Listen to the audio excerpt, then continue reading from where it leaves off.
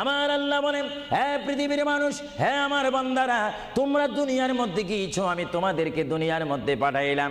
পাঠাইবার পরে আমি জানি তোমরা অনেক অন্যায় পথে যাবে, অনেক কাজ করবে, যে কাজগুলোর মধ্যে তোমাদের গুনাহ হয়ে যাবে। হ্যাঁ বান্দা, তোমরা গুনাহ করবে তাও আমি ভালো মতো জানি, তোমরা পাপ করবে তাও আমি ভালো মতো জানি।